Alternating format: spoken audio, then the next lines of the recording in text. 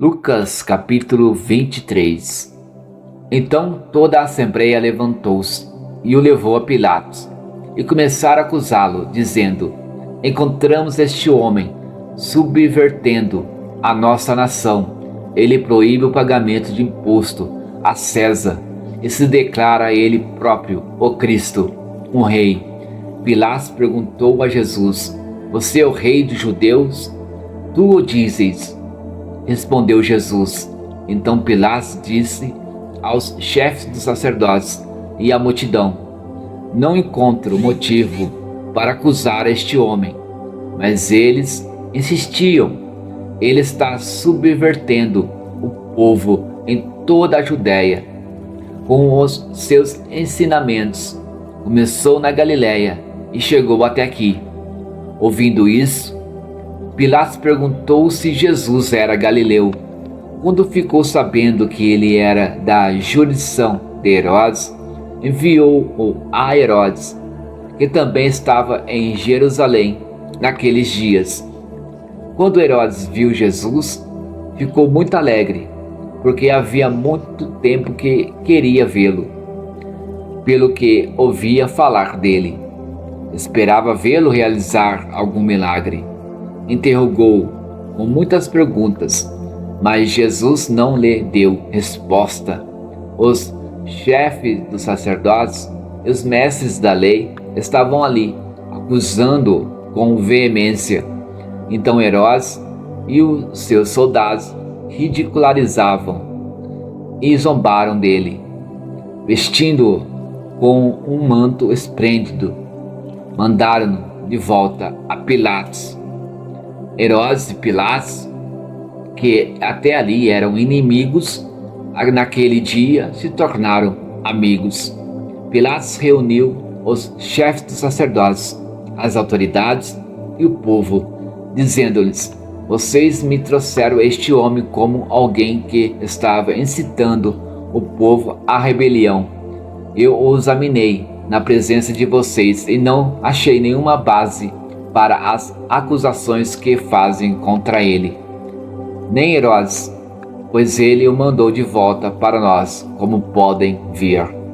Ele nada fez que mereça a morte. Portanto, eu o castigarei e depois o soltarei. Ele era obrigado a soltar um preso durante a festa. A uma só voz eles gritaram: Acaba com ele! Solta-nos Barrabás. Barrabás havia sido lançado na prisão por causa de uma insurreição na cidade e por assassinato. Desejando soltar Jesus, Pilatos dirigiu-se a eles novamente. Mas eles continuaram gritando: Crucifico! Crucifico! Pela terceira vez, ele lhes falou: Por quê? Que crime este homem cometeu? Não encontrei nele nada digno de morte. Vou mandá-lo, castigá-lo, e depois o soltarei. Eles, porém, pediam insistentemente, com fortes gritos, que ele fosse crucificado, e a gritaria prevaleceu. Então Pilatos decidiu fazer a vontade deles. Libertou o homem que havia sido lançado na prisão por insurreição e assassinato, aquele que eles haviam pedido, e entregou Jesus à vontade deles.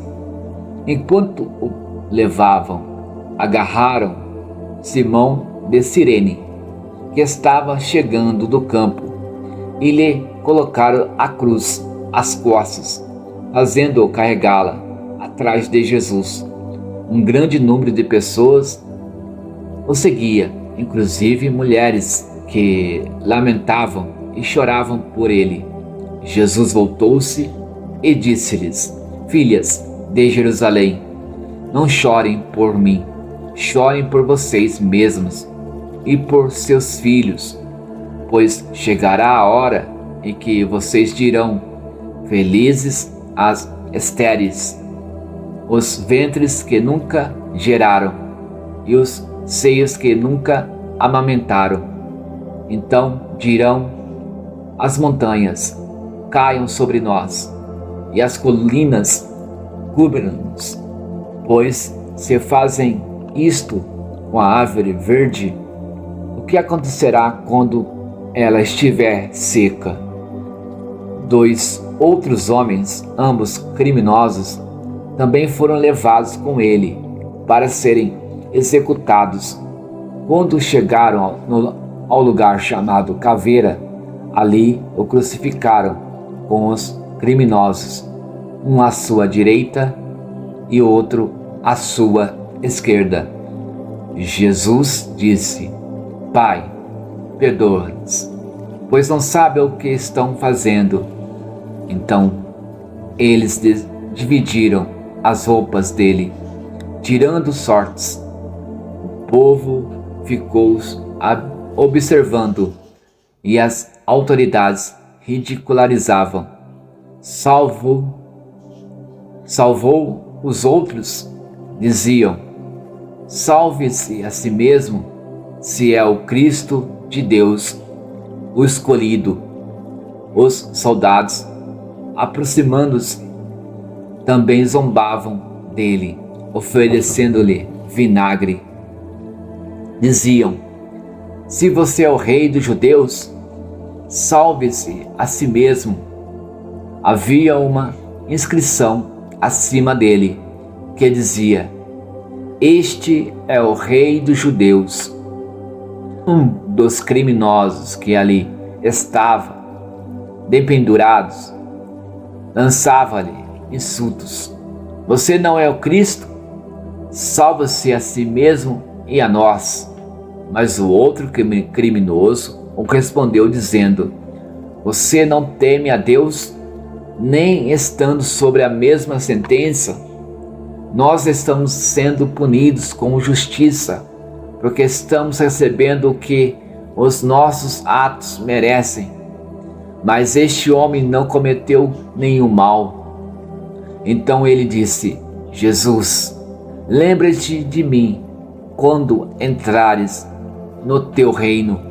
Jesus lhe respondeu: eu garanto, hoje você estará comigo no paraíso. Já era quase meio-dia e trevas cobriram toda a terra até as 3 horas da tarde. O sol deixara de brilhar e o véu do santuário rasgou-se ao meio. Jesus bradou em alta voz: Pai, nas tuas mãos entrego o meu espírito. Tendo dito isso, expirou. O centurião, vendo o que havia acontecido, louvou a Deus, dizendo: certamente este homem era justo. E todo o povo que se havia juntado para presenciar o que estava acontecendo, ao ver isso, começou a bater no peito e afastar-se. Mas todos os que conheciam, inclusive as mulheres que o haviam seguido desde a Galiléia, ficaram de longe observando essas coisas. Havia um homem chamado José, membro do conselho, homem bom e justo, que não tinha consentido na decisão e no procedimento dos outros.